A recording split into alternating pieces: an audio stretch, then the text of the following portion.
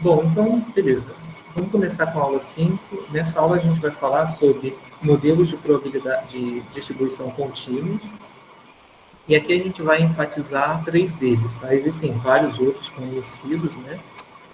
Mas a gente vai falar sobre esses 3 especificamente: uniforme, exponencial e normal. O normal é o mais importante e é o que mais aparece. Vocês vão entender mais na frente.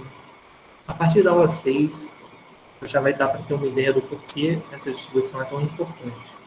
E a gente vai falar um pouco sobre função de distribuição acumulada, no caso contínuo, tá? A última aula que eu postei no YouTube, que é a aula 4, falava sobre função de distribuição acumulada, mas no caso discreto. E aqui a gente vai ver como funciona no caso contínuo, quais são as semelhanças, né? O que se mantém de propriedade, quais são probabilidades novas no caso de variáveis contínuas. E a gente vai falar também, se der tempo, né, de média e variância de variáveis contínuas. Então vamos lá. O que são essas coisas, né? O que é a variável aleatória contínua? Lembrando, pessoal, qualquer coisa, se alguém falar uma pergunta no chat e eu demorar para ver, é porque eu não consigo ver o chat ao mesmo tempo do que os slides, tá? Então, qualquer coisa, alguém pode me parar, ou se a pessoa tiver feito a pergunta no chat, não tiver áudio também, alguém, por favor, que veja a pergunta, me para eu poder voltar, tá? Porque senão pode ser que eu esqueça e fique falando, e tem um monte de pergunta no chat que eu não vi, tá? Então é só para avisar isso. E fiquem à vontade também para me interromper, tá? Não precisa esperar eu acabar de falar, qualquer dúvida é só interromper, não tem problema, tá? Vamos lá, variáveis aleatórias contínuas. Bom, a gente vai dizer que uma variável aleatória x é contínua se ela assume valores num conjunto, que aqui a gente está sempre chamando, né, o conjunto de valores que a variável aleatória assume, de ômega subíndice x, tá? Para ficar bem atrelado que esse conjunto ele está atrelado à variável aleatória x. Então, se esse conjunto for contínuo, a variável x é contínua, tá? Por exemplo, se eu tenho uma variável aleatória x e eu tenho ômega x igual a esse conjunto aqui, ó, 0, 1. Esse conjunto é contínuo, então x é contínuo, tá? Esse outro conjunto aqui, R, por exemplo, contínuo também. Esse outro conjunto, né, sei lá, 0 mais infinito, também é contínuo. Então, né, se a minha variável aleatória está definida num conjunto que é contínuo, né, então a variável aleatória vai se chamar variável aleatória contínua, tá? Então é bem simples. Antes a gente estava vendo, por exemplo, né, a gente tinha coisas do tipo y era binomial, sei lá, NP. Nesse caso, o meu ômega y, nota a diferença. O ômega y, nesse caso é o que? A gente já viu, né? É o conjunto de todos os valores que y pode assumir, e como ele é binomial, esse conjunto é 0, 1, 2, reticências, até n. Esse conjunto não é contínuo, né? Porque né, você tem pontos isolados aqui, né? É um conjunto assim, né? Se você colocar ele dentro da reta, aqui o 0, o 2, o 3, o 4, ele não é contínuo, e assim sucessivamente.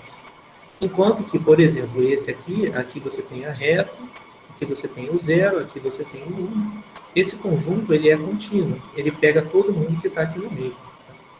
Isso vai acarretar algumas mudanças, tá? Vai ter algumas coisas que a gente não vai mais poder fazer, que a gente fazia no caso de variável discreta. Essa é a principal diferença, o conjunto de valores que a variável aleatória pode assumir. Se esse conjunto for contínuo, a variável é contínua. Bom, então vamos lá. Se x é uma variável contínua, então existe uma função que eu vou chamar de f subíndice x, tá? Então sempre assim, sempre que eu tiver uma coisa subíndice x, é algo referente àquela variável aleatória. Então, referente à variável x, eu tenho uma função f subíndice x, que é chamada função densidade de probabilidade, ou FDP, tá? Satisfazendo o seguinte, essa função de densidade ela é sempre positiva, tá? Ou zero, e aí essa propriedade aqui talvez precise de um tempinho para a gente entender o que ela quer dizer, tá? Mas ela é fundamental. É a probabilidade da variável aleatória estar entre B e A é igual a... Aí vem esse símbolo bem esquisito. Alguém já viu esse símbolo aqui alguma vez durante o curso de biologia? Provavelmente não. Eu me espantaria muito se alguém me dissesse que já viu isso aqui. Mas é sempre bom perguntar. Alguém já viu isso aqui? Acho que a gente viu em cálculo isso. Vocês têm cálculo, né? Sim. É bem surpreendente. Eu não sei, assim, em que contexto vocês usam isso. Na estatística, beleza, aparece bastante isso aqui.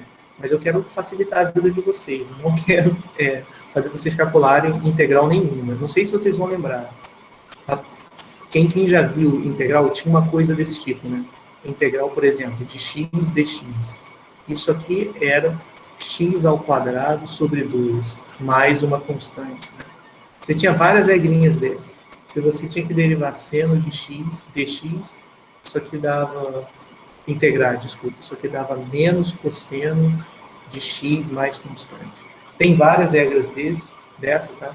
E metade do curso de cálculo da engenharia é só ensinando essas regras aí. Mas a gente não vai fazer isso aqui, tá? Eu só queria botar essa anotação para vocês fazerem um link com uma coisa que talvez vocês já tenham visto. E é legal que vocês já tenham visto, tá? Mas não precisa se preocupar com isso. O que isso aqui significa? Isso aqui é a integral da densidade, tá? Avaliada dos pontos A até B. A gente pode esquecer disso completamente e olhar só para essa parte aqui, porque é a mesma coisa, tá? Isso aqui é com linguajar matemático, isso aqui é com linguajar de português, né? Então, a probabilidade de x estar entre B e A é a área abaixo da curva f de x entre os pontos A e B. Então, vamos olhar aqui esse exemplo. Nesse exemplo, eu tenho essa curva daqui, é a minha f de x, no ponto x, tá? Aqui eu tenho o ponto x, aqui eu tenho os pontos A e B, tá bom? Então, se eu quiser calcular a probabilidade de x estar entre A e B, o que eu tenho que fazer? Eu tenho que vir nessa curva de densidade, né, que ela é dada pela f de x, pela minha função f de x. Essa função vai ser dada para você, vai ter uma expressão para ela. Aí você olha o gráfico, vai lá e vê qual é a área que tem entre A e B.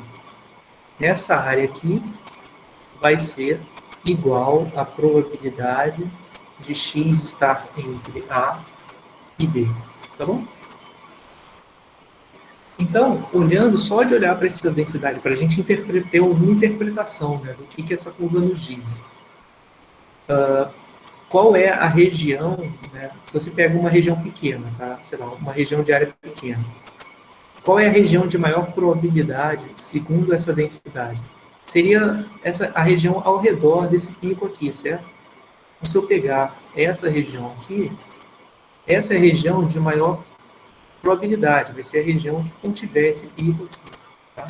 Então, o pico da densidade está me dizendo quais são os valores mais prováveis. Então, nessa variável aleatória, os valores entre esse ponto e esse ponto aqui, aqui eu não tenho nenhum ponto de referência, não posso chutar que isso aqui é 5, isso aqui é 3, tá? Não sei, é um desenho genérico. Então, esse intervalo aqui embaixo é um intervalo de alta probabilidade. Enquanto que, se eu pegar o mesmo comprimento de intervalo e colocar aqui, esse intervalo, apesar de ter o mesmo comprimento desse, esse tem muito menos probabilidade, porque a área aqui é muito menor do que a área aqui, tá bom? Então, é dessa forma que você interpreta a densidade. Se você olhar para ela puramente de forma gráfica, tá? Você vai ver que os picos são as regiões, os picos determinam as regiões de maior probabilidade, tá? E as partes que são mais próximas do eixo X são as partes de pouca probabilidade na variável aleatória, tá bom? Então, a densidade, a função de densidade, ela é muito importante. Não só porque ela permite a gente calcular probabilidades envolvendo a variável aleatória em questão, no caso contínuo, tá? Isso só no caso contínuo, no caso discreto não tem isso. Então, no caso contínuo, a gente usa para calcular probabilidades, a gente também pode usar para ver quais regiões são as mais prováveis, tá? Naquela variável aleatória. Tudo bem? Alguma dúvida até aí, pessoal?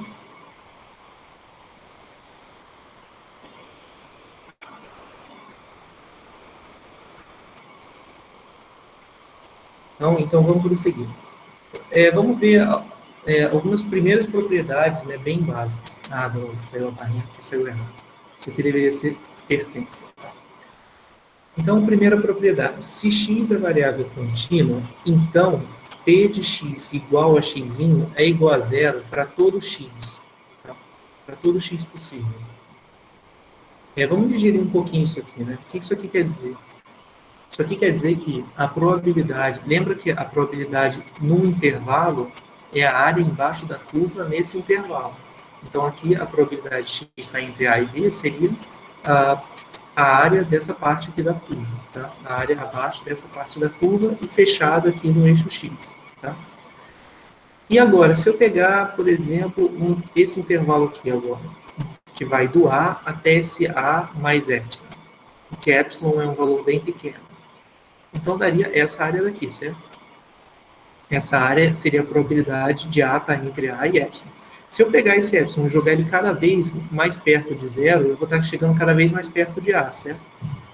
Então, aqui eu teria uma probabilidade do tipo P de x estar entre A e A mais epsilon. Tá? Se eu pegar o epsilon igual a zero, né, aqui com igual, se eu pegar o epsilon igual a zero, eu vou ter exatamente P de x igual a A, né? Porque só vai ter o A aqui incluso. Tudo bem? Então, intuitivamente, esse P de x igual a tem que ser zero, porque não vai ter área, né? Vai ser só uma linha. Porque aí os dois extremos do intervalo vão estar coincidindo um em cima do outro. Então não tem área embaixo, né? Vai ter só uma linha, né? Essa linha não tem área, ela tem comprimento. Esse aqui é o comprimento, mas não é a área. Tá? Essa região aqui, que é essa linha, ela tem um comprimento, que é esse tamanho aqui, né? Daqui até embaixo, mas não tem área, a área é zero. Se a área é zero, então a probabilidade do x igual a A vai ser zero. Isso vale, é claro, para todo A que eu pegue, tá bom? Então, o primeiro ponto é um ponto que é bem diferente da variável discreta. Aqui, qualquer valor pontual que você pegar vai ter probabilidade zero de sair, porque o x é contínuo, tá bom? Então, essa relação sempre existe. Tá? Se a variável aleatória é contínua, a probabilidade dela ser igual a um valor específico é sempre zero. Como a probabilidade de ser igual a um valor específico é zero na variável contínua, a dela ser um valor ou outro, tipo dois valores, algo assim, né? X pertencer ao conjunto x1, x2, isso também vai ter probabilidade zero. Por quê? Porque vai ser a probabilidade x é igual a x1 mais a probabilidade x igual a x2. Como cada um é zero, isso aqui vai ter probabilidade zero. Tá? Ok. Vamos notar uma coisa. Aqui eu estou colocando só, né, a justificativa, mas é só matematicamente o que eu fiz, né, com vocês mostrando o gráfico. Então, como as igualdades têm sempre probabilidade zero, né, então, se a variável é contínua, tanto faz eu colocar o menor ou igual ou botar menor. Então, é isso que essa observação aqui está me dando.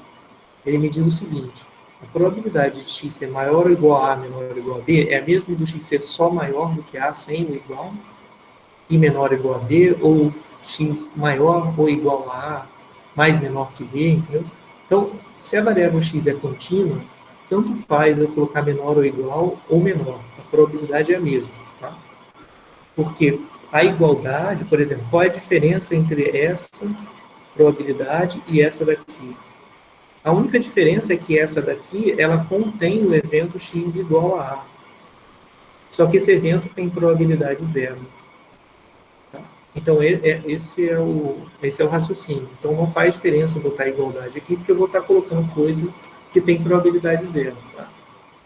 Então, aqui a gente vai, no contexto de variável contínua, a gente vai simplesmente ignorar as igualdades, tá?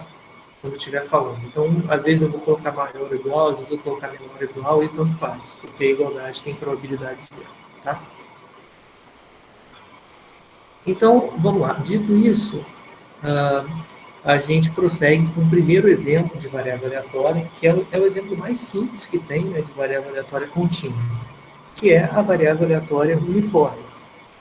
Por que essa variável tem esse nome, né? Bom, vamos ver. Uma variável aleatória contínua, ela é dita uniforme que ela está sempre definida num intervalo, ou seja, ela é dita uniforme no intervalo AB. Esses A e B são números aqui, você pode escolher qualquer coisa, contanto que o A seja menor que B. Tá? Se a sua função de densidade de probabilidade for dada dessa forma daqui, né? Bom, se eu só olhar para essa expressão matemática, que talvez eu fique meio perdido, olha aqui, tá, tem essa expressão, mas não entendi. Então vamos ver o gráfico, tá bom? E vamos relacionar a densidade com o gráfico, né? Então, o que essa densidade está me dando? Essa densidade é uma função de x, que x é o argumento. Aí você vem para cá e vê que ela está definida de duas formas. Ela está definida como sendo igual a essa constante aqui, 1 sobre b menos a. Isso é constante porque não depende de x, tá? Então, para qualquer valor de x entre a e b, eu tenho o valor da densidade é sempre o mesmo. Então, é essa parte aqui que está sendo representada por essa primeira linha. Enquanto que a segunda linha diz que a densidade é zero, caso contrário. Como assim caso contrário? Caso o x seja menor do que a, então a função é zero, caso o x seja menor do que a, ou a função é zero, caso contrário, caso o x seja maior do que b. Então é bem esse gráfico aqui, tá vendo? A gente tem uma parte da função que é zero e uma parte da função que é sempre constante e ela vai ser igual a 1 sobre b menos a, tá bom? Então a densidade da uniforme tem essa cara. E aí você me pergunta, mas por que chama uniforme? Por que a gente botou esse nome na variável? Quer dizer, a gente não. Por que essa variável tem esse nome? Ela tem esse nome porque ela não dá nenhum foco, né, nenhuma probabilidade diferente para nenhuma região. Todas as regiões têm a mesma probabilidade. Então, se eu pegar um intervalo aqui, esse intervalo daqui, e colocar esse intervalo nessa região aqui, ele vai ter a mesma probabilidade do que se ele tivesse aqui. Ele vai ter a mesma probabilidade do que se ele tivesse aqui. Só o que importa é a largura, tá? Então, esse é o primeiro caso de aleatoriedade contínua que a gente pode definir, que é você dizer, olha, qualquer região aqui entre A e B é igualmente provável, tá? Eu não vou privilegiar nenhuma região colocando mais massa naquela região e menos massa na outra, tá? Então, o contraste, pensa só o seguinte, se eu tivesse uma outra densidade possível, seria talvez essa daqui, tá? Que coloca maior massa nessa região e pouca massa fora dela, tá? Aqui, no caso do uniforme, não. Cada ponto tem a sua mesma probabilidade, digamos assim, né? Cada região, contanto que tenha a mesma largura, vai ter a mesma probabilidade, tá bom? Tudo bem com a interpretação, pessoal, dessa função, por que o gráfico é dessa forma, em que sentido ele está representando a uniformidade? Alguém ficou com alguma dúvida?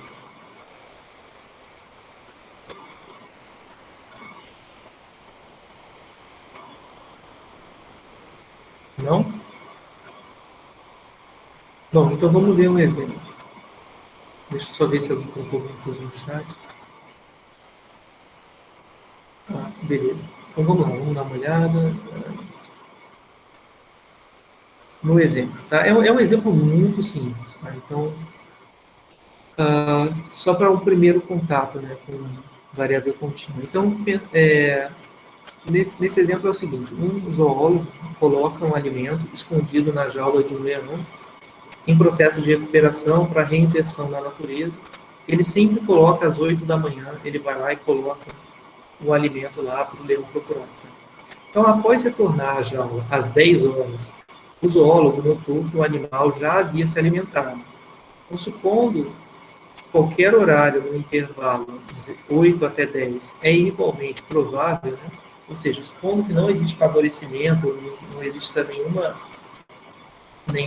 região, nenhum intervalo de tempo dentro desse intervalo de 8 às 10 horas, no qual seja considerado mais provável que o leão vá procurar o seu alimento, né? Supondo, então, essa uniformidade, qual é a distribuição de probabilidades do instante de tempo X em que o animal encontrou o alimento.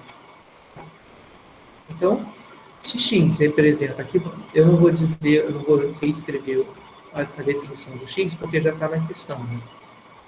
O tempo, X representa o tempo em que o animal encontrou o alimento. Então, como não tem nenhum favorecimento de nenhuma região nesse horário entre 10 e 8, então X vai ter que ter distribuição uniforme. E a gente escreve assim, X tem distribuição uniforme. Quais são os parâmetros da uniforme? O primeiro parâmetro é o menor valor possível da uniforme, que é as 8. Então, não tem como o leão começar a comer o alimento antes das 8, porque o zoólogo ainda não estava lá para botar o alimento lá para ele procurar. Da mesma forma, não tem como ele ter almoçado às 10, né? Porque às 10 horas da manhã, o zoólogo já tinha ido lá e já tinha verificado que não tinha mais o alimento. Então, o leão tem que ter comido nesse horário, entre 8 e 10. Então, beleza, esse aqui é o item. Item 2. Qual a probabilidade de que o leão tenha encontrado o alimento nos primeiros 30 minutos após o zoólogo colocar o alimento em sua jarra? Bom, como é que eu faço isso? É bem simples, tá? Bom, eu imagino que todo mundo já saiba que a resposta vai dar 1/4, né? Por que 1/4? Porque eu estou com a distribuição uniforme, ela pega 8 até 10. Como não tem favorecimento nenhum de nenhum horário, né? Como a densidade ela é algo assim, constante, e aí aqui ela é 0 e aqui ela é 0, então é muito simples, né? Na primeira meia hora, aqui eu tenho um intervalo de 8 às 9, aí vamos fingir que esses dois têm o mesmo comprimento. Então aqui eu tenho das 8 até as 8h30, por isso eu botei 8,5, tá? Então, qual seria a probabilidade do leão ter se alimentado nos primeiros 30 minutos? Seria essa área sobre a área total, né? Ou seja, daria 0,5 dividido por 2, que vai dar 1/4, ou 0,25. Então é bem intuitivo. No caso da uniforme, você não precisa nem olhar para a densidade, é só saber, não tem favorecimento nenhum da área, basta eu pegar a área que corresponde ao evento e dividir pela área total, né, pela região total da uniforme. Se você for fazer usando a densidade, também dá para fazer. Como é que se faz? Você desenha a densidade, tá? E aí olha, né? Qual é a altura da densidade? Esse ponto eu não falei, é um ponto importante. Então vamos olhar aqui para o gráfico. Nota que a altura da minha densidade é 1 sobre B menos A, em que B é o ponto da direita e A é o ponto da esquerda. Podia ser outro valor? Podia ser tipo, sei lá, 1 sobre 2 vezes B menos A? Não, tem que ser esse valor. Por que tem que ser esse valor? Porque a área total da densidade sempre tem que ser igual a 1. Né? Então essa é uma propriedade muito importante. A área da densidade sempre tem que ser 1 sobre toda o conjunto de valores onde ela está definida. Tá? Então isso tem que ser sempre igual a 1. Isso aqui é só uma notação para dizer área abaixo da F. Tá? Então a área abaixo de F sempre tem que dar 1. Para que essa área dê 1, o que eu tenho que fazer? A área não é base vezes a altura? Então a altura tem que ser igual a 1 sobre B menos A. Porque a área vai ficar sendo igual a B menos A, que multiplica 1 sobre B menos A, que vai dar 1. Se eu colocar qualquer valor que não seja B menos A aqui, vai dar problema, porque a probabilidade total não vai dar 1, certo? Então esse é o ponto. A altura é 1 sobre B menos A. E aqui, então, qual é essa altura? Como daqui até aqui eu tenho 2, né, de comprimento, né, entre 8 e 10, então essa altura daqui tem que ser meio, para que a área abaixo da curva seja igual a 1. Né? Vou colocar aqui para que essa área seja 1. Então, se eu fosse fazer usando a densidade, era a mesma coisa. Eu ia fazer o seguinte, eu ia usar a definição de probabilidade, que é essa daqui, a probabilidade de estar entre A e B é a área abaixo da curva. Então, beleza, a probabilidade de x estar, só para constar, né, o que eu quero calcular é a probabilidade de que x esteja entre 8 e 8,5. Tá? Então, a probabilidade de estar aqui é a área abaixo dessa curva entre 8 e 8,5, ou seja, é essa área aqui. E aí vai dar certo. Porque vai ficar, qual é essa área? Essa área vai dar 0,5, que é a área que é o comprimento da base, vezes o comprimento da altura, que é meio. E vai dar lá o nosso já conhecido 1/4. Tá bom? Alguma dúvida, pessoal?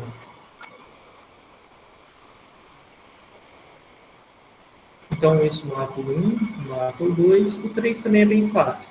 Então, qual é a probabilidade de que o leão não tenha se alimentado até as 9h30? Acho que alguém mandou pergunta. Oi, pode falar, Victor.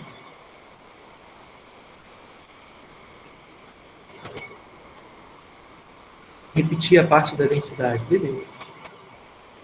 Alguma parte específica, Vitor? Densidade da essa parte da densidade da uniforme, né?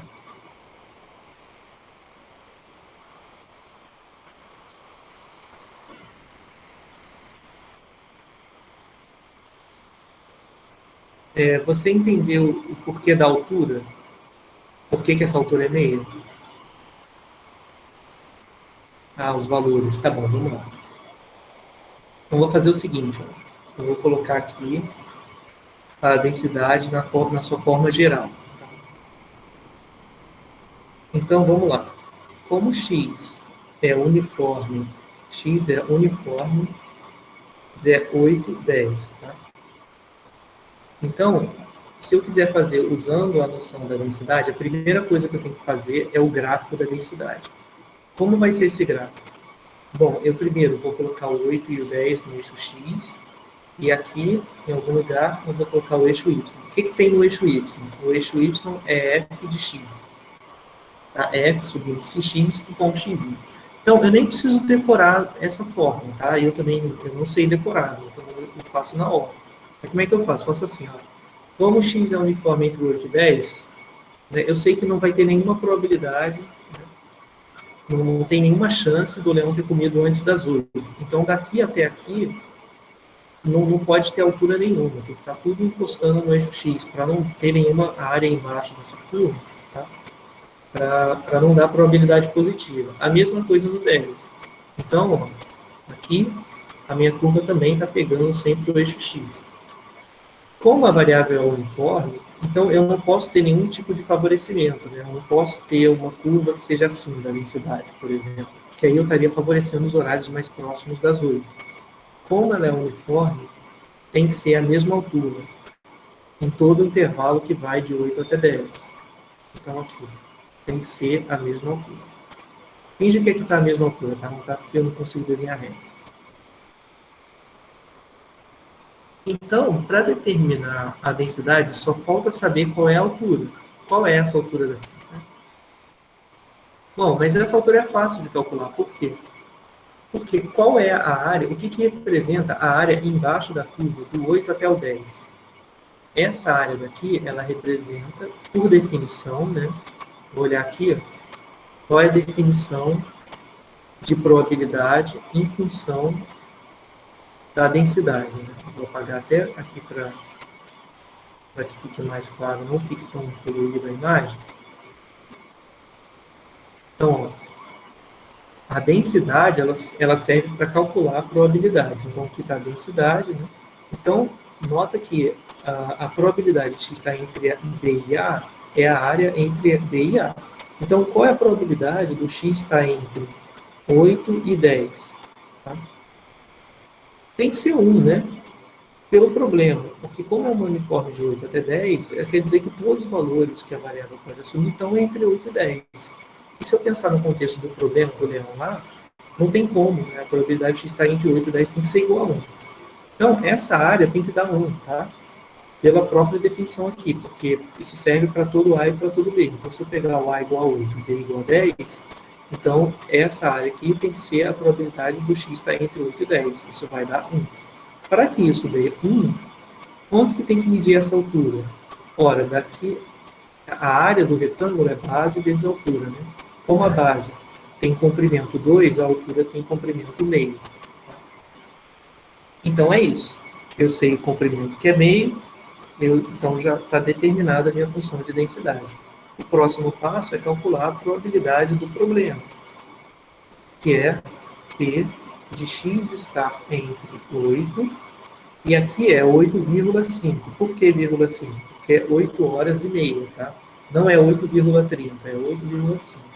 Então, eu tenho que colocar aqui o 8,5. E agora, pela definição, de novo, de probabilidade, né? Vem aqui, qual é a probabilidade em função da densidade? A probabilidade de estar entre 8 e 8,5, que é essa daqui, vai corresponder à área entre 8 e 8,5, que é um retângulo. Então, essa área vai ser o comprimento da base, que é 0,5, dividido pelo comprimento da altura, que é meio. Isso aqui vai dar... Não, dividido? Não, é vezes, desculpa, escrevi errado. A área é comprimento da base, que é 0,5, vezes a altura, que é meio. Então, vai dar 1/4. Isso aqui é meio, então meio vezes meio, 4. Bom, agora ficou mais claro? Beleza. Alguma dúvida, pessoal?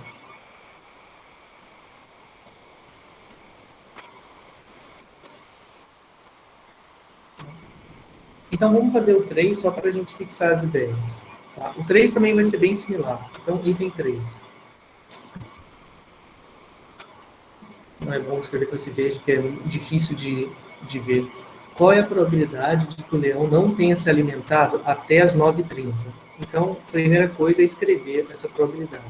Se eu quero que o leão não tenha se alimentado até as 9h30, então ele tem que ter se alimentado entre 9h30 e 10. Tá? Entre 9h30 e 10 horas. Isso aqui vai ficar sendo, né? De novo, eu posso fazer direto, vamos fazer direto. Eu olho aqui, entre esse e esse eu tenho um comprimento igual a meio. Mas na uniforme, o comprimento total é igual a 2. Então, meio ocupa 1/4 do total. Então, dá 1/4. Se eu for fazer de novo pelo desenho, pela densidade, eu também posso. Eu posso botar aqui 9,5. Vai ficar muito pequeno, mas tudo bem. Eu vou fazer com esse azul aqui. Entre 9, aí para calcular a probabilidade de estar entre 9,5 e 10, eu tenho que calcular a área sob essa curva, indo de 9,5 até 10. Então, é essa área daqui. Essa área vai dar o quê? 9,5 menos 10 é o comprimento da base, que é meio, vezes a altura, que é meio, vai dar 1/4, tá bom? Tá? Não precisa, assim, esse exemplo é bem simples, eu não precisava de conhecimento de probabilidade, de variável aleatória contínua, para fazer essas contas, né? Bastava, a única coisa que eu preciso, o que facilita muito é essa hipótese, né, de que qualquer horário é igualmente provável, tá? Então faz sentido, né? Se você, pode ser uma pergunta do cotidiano, você foi lá, fez um experimento, voltou daqui a 2 horas, a condição do experimento estava diferente. Aí você pode pensar, quando é que foi que aconteceu essa diferença, né, nesse intervalo de tempo? Se você supuser que a probabilidade dela ter acontecido em cada instante do tempo era a mesma, então basta você pegar aquele comprimento, né, daquele intervalo de tempo e dividir pelo comprimento total que você ficou sem observar o experimento. Aqui é só uma justificativa um pouco mais, assim, matemática, um pouco mais formal, né? Mas é algo que corresponde bem a nossa noção intuitiva de uniformidade, tá bom?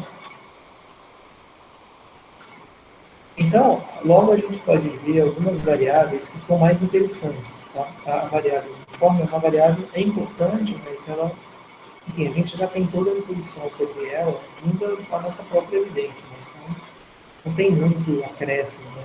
Não é nada que seja essencialmente novo. A novidade é em termos da notação, em termos do formalismo, entender o que é a densidade, coisas assim. Então vamos ver esse exemplo, que é um exemplo um pouco mais interessante. Aqui a gente tem uma variável aleatória exponencial. Tá? Então essa variável contínua, ela é chamada de exponencial com parâmetro lambda, se a sua função de densidade e probabilidade é dada dessa forma. Tá? Nota que agora eu tenho um parâmetro lambda, tá? Então, esse parâmetro lambda, ele é uma quantidade, aqui não está escrito, né? Deveria ter escrito, é uma quantidade estritamente positiva, tá? É um valor numérico, uma constante. Então, olha a forma da densidade. A densidade, ela é sempre uma função de x, tá? Então, ela é uma função exponencial de x, né? No sentido da exponencial que a gente conhece, né? Aquela função exponencial. Como no caso o lambda é positivo, essa taxa que tem menos na frente ela vai ser negativa. Então, ela é uma exponencial decrescente, né? Aí a gente olha, bom, ela é decrescente, beleza, então ela decresce para zero. E esse lambda, como é que eu interpreto o lambda, né? Se eu pego um lambda igual a 1, um lambda igual a 10, o que muda no gráfico? Muda o seguinte, quanto maior o lambda, mais rápido eu chego perto de zero, né, pela densidade. Então, olha só, quando o lambda é igual a 1,5, que é 1,5, essa linha azul, a gente tem a linha azul. Quando o lambda é 0,5, a gente tem a linha vermelha. Isso aqui é o lambda igual a 5, isso aqui é para lambda igual a 0,5. Quando o lambda é 0,5, demora mais para se aproximar do zero. Tá? Então é isso, é um decaimento exponencial. Quanto maior a taxa, mais forte, né, mais brusco é esse decaimento exponencial. Então, sob o regime lambda igual a meio, a probabilidade de eu observar x maior do que 2, ela já é bem pequena, né? É igual a essa áreazinha daqui até o infinito lá no final. Tá?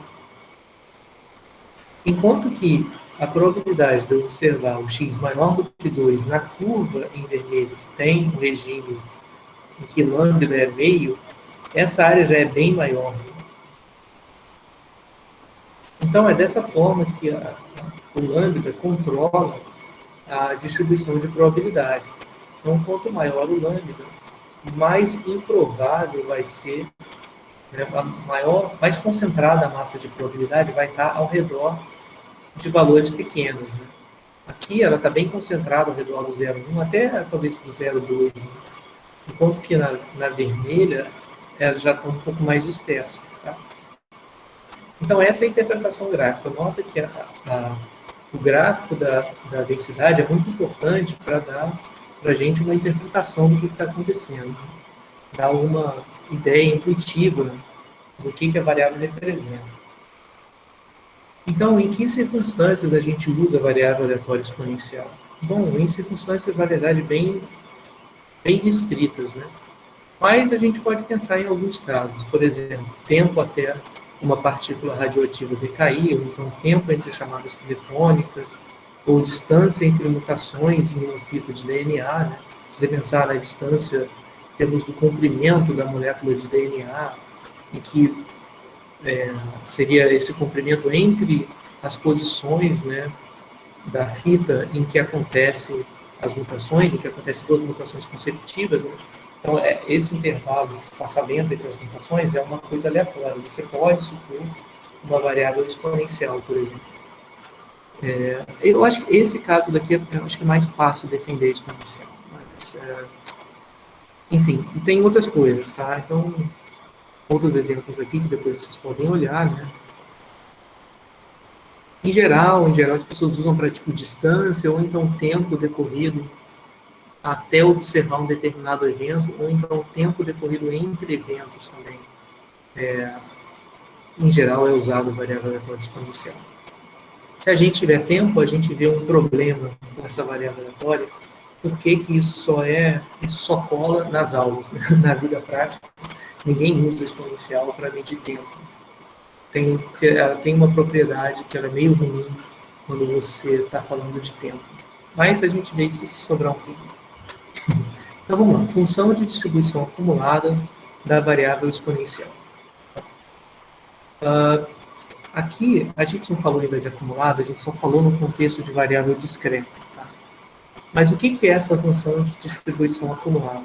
Essa função, vou escrever aqui, ela é denotada por f grande x, de x'inho, e ela representa isso, a probabilidade de x ser menor ou igual a x. Tá? Então, aqui, como é que a gente usa, por exemplo, no caso da uniforme, é bem fácil calcular probabilidades usando a uniforme. No caso da exponencial, não é tão fácil assim. É fácil para quem tem costume de lidar com matemática, e é bem fácil. Mas, assim, a gente precisaria calcular a área, né? Vamos olhar aqui. Para calcular a probabilidade, por exemplo, de estar entre 0 e 1, na curva azul, eu teria que calcular essa área daqui. E como é que eu calculo a área de função exponencial? Eu não posso usar, tipo, base vezes altura. Né? Tem que usar um outro método. O método é integral.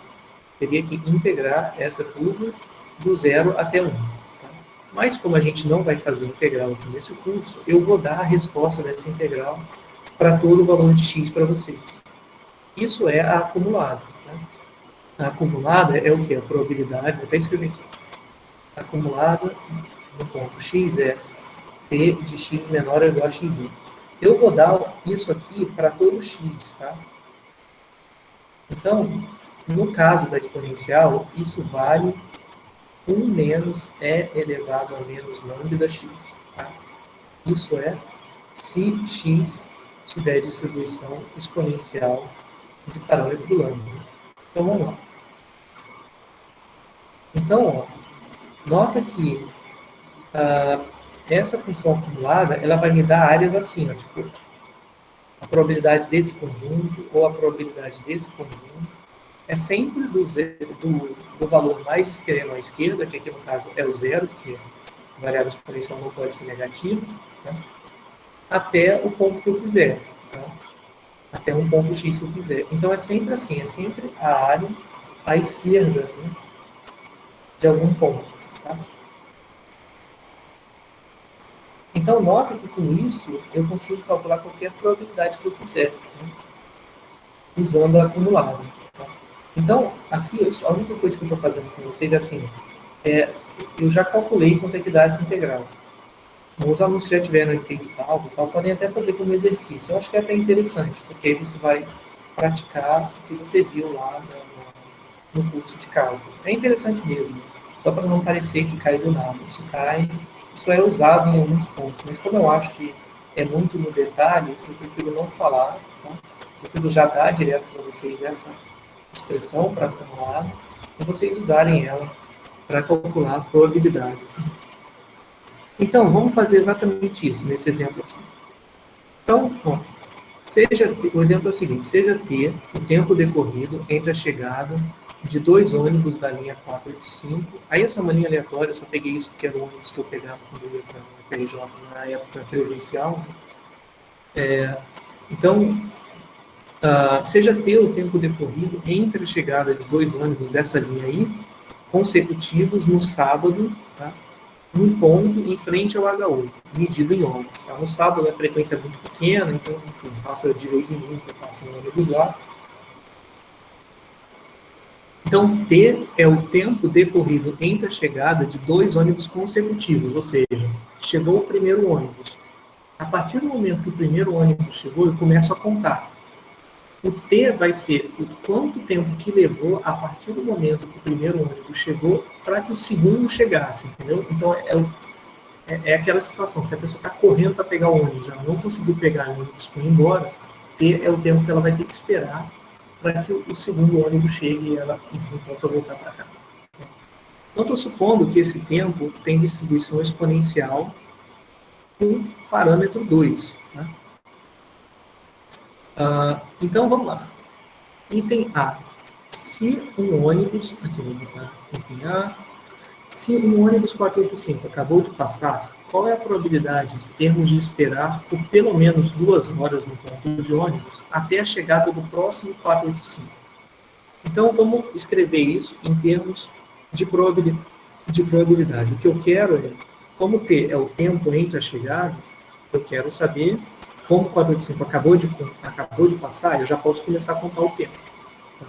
Então, ele quer saber a probabilidade de esperar pelo menos 2 horas no ponto de ônibus, tá bom? Então, é o P de T ser maior ou igual a 2, tá? Aí, isso aqui, bom, só para frisar com vocês, né, tanto faz ser maior ou maior ou igual, tá? Porque a igualdade sempre tem probabilidade 0. Então, isso aqui é P de T igual a 2. Aí a gente viu que, bom, a gente viu que a gente consegue calcular, eu dei para vocês a expressão da acumulada, né, para todo ponto.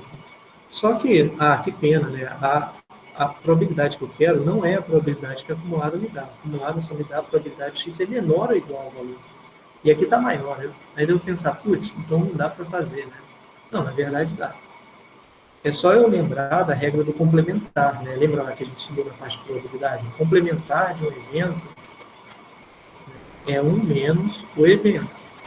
Então, nota que o t maior que 2, aí a gente pode escrever assim, t maior que 2, esse evento é igual ao complementar do evento t menor ou igual a 2.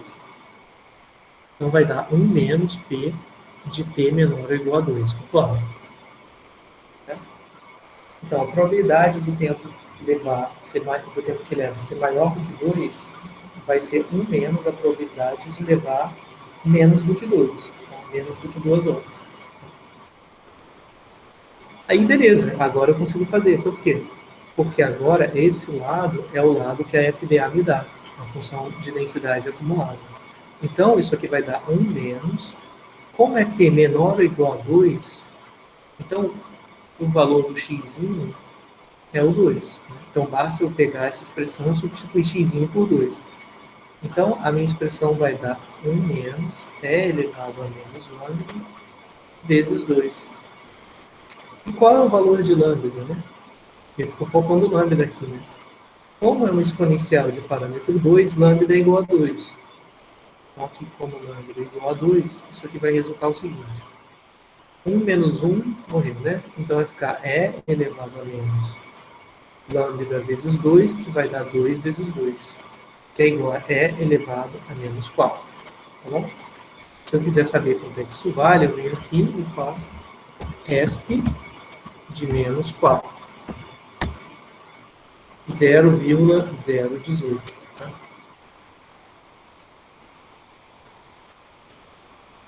E aqui já tinha coisa rodando que eu estava fazendo de pesquisa aqui. Mas tudo bem, não bagunçou nada. Bom? Pessoal, alguma dúvida nesse exemplo? Deu para entender a questão da acumulada? Deu para entender o que eu fiz aqui de artifício para conseguir calcular essa probabilidade aqui, mas usando a acumulada ao invés de usar esse valor direto? Ficou alguma dúvida? Aqui eu acho que ficou faltando escrever, né? Lá no início, aqui eu deveria ter escrito x tem distribuição exponencial. A questão já me disse isso, né? Mas eu deveria ter dito exponencial 2. E não é x, é t. Então, para que ficasse mais completo, eu precisaria ter escrito isso. Oi, pode falar. Eu tenho mais um exemplo disso aí, porque eu não vi não, essa exponencial aí. Tá. Essa transformação, você entendeu? Daqui para cá? Não? Não? Ficou bem confuso para mim, verdade. Tá, tudo bem, vamos olhar aqui. Essa marcação vai ser legal. Então, vamos lá. Eu vou olhar só para a curva azul, tá? Então, esquece as outras curvas. Vou apagar aqui. E vamos fingir que essa curva é para lambda igual a 2. Então, o que a gente faz? Aqui eu estou querendo calcular a probabilidade do x ou t, aqui tanto faz, né? Eu chamei de t, mas podia ser x, ser maior do que 2. Então, como é que eu faço essa probabilidade? Vou olhar para a curva vermelha, na verdade, porque eu tenho mais área para trabalhar. Tá bom? Vamos supor que o lambda 2 é a curva vermelha. Essa aqui é a curva de densidade. Se eu tiver que calcular a probabilidade de t ser maior ou igual a 2, é o quê? Por definição, é essa área aqui, concorda? Certo. Certo? Beleza. Isso é o que eu quero calcular. Só que eu dei para vocês, eu falei o seguinte, ó, vocês não vão ter que calcular a integral. Eu vou dar essa relação. A probabilidade da exponencial ser menor ou igual a qualquer valor é essa expressão aqui. Aí você vai notar o quê? Vai notar que se fosse menor ou igual a 2, estava acabado, né? A questão tinha acabado. Basta eu chegar, olhar essa expressão aqui e trocar o x por 2, concorda? tá? Tá. Uhum. Aí o que eu quero fazer? Então eu vou pensar assim, pô, então eu tenho que fazer aparecer um x menor que 2 em algum lugar, para eu conseguir usar o que eu sei, né? Que é essa relação. Como é que eu faço aparecer o t menor que 2? É só eu lembrar da regra do complementar, que diz o seguinte, né? O contrário desse evento aqui é o evento t menos 2, é t menor que 2. Então, a probabilidade do t ser maior que 2 é 1 menos a probabilidade dele ser menor ou igual a 2. Você também pode ver isso pela figura. Essa área daqui, ela representa a probabilidade de t menor ou igual a 2. Enquanto essa área daqui representa a probabilidade de t ser maior do que 2. Concorda? Sim, sim. Como? Aqui eu desenho errado, porque eu estou olhando para o azul de novo. Seria assim só, tá? Porque eu quero olhar só para o vermelho, porque o vermelho tem uma área que eu consigo rabiscar mais, tá? Então seria assim, na verdade. Então, como eu sei que a área embaixo da curva de densidade sempre é 1, né? Porque 1 é a área total, né? Então, como estou falando de uma variável aleatória, não pode ter mais probabilidade do que 1 e também não pode ter menos, ela tem que ter 1 exatamente. Então, eu sei que essas áreas, essas duas áreas, somam 1. Né? Então, se eu não sei, se eu quero calcular essa, eu posso calcular essa e fazer 1 menos, concorda? É isso que eu estava fazendo. Eu estava fazendo P de t maior do que 2 e dizendo, isso é 1 menos P de t menor ou igual a 2.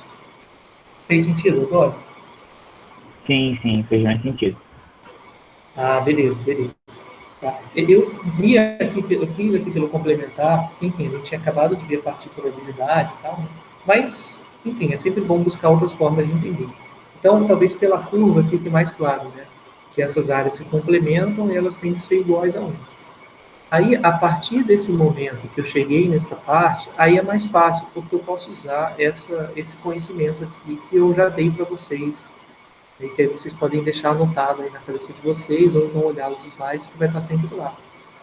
Essa probabilidade vai dar o quê? Vai dar 1 menos, aí aqui eu tenho que substituir pela probabilidade do t ser menor ou igual a 2, que é só pegar isso e trocar o x por 2. Então vai dar 1 menos e elevado a menos lambda 2. Tá? Ou 2 vezes lambda. Então esse cara morre com esse, vai dar e elevado a menos 2 vezes lambda. Tá? Só que o problema me diz que é uma exponencial 2. Então, esse número que entra aqui, ele sempre é igual ao lambda, no caso da exponencial. Então, meu lambda é 2. Aí eu venho aqui e troco o lambda por 2, então fica e elevado a menos 4. Tá? Fez mais sentido agora? Fez sim, beleza. Ah, Eu justamente pensando nisso da Ilivare 2, né? isso, exatamente. Então tem dois 2 aqui. Um 2 que é o 2 de 2 horas do ônibus, que é esse 2, e o outro 2 é da taxa da exponencial. Tá?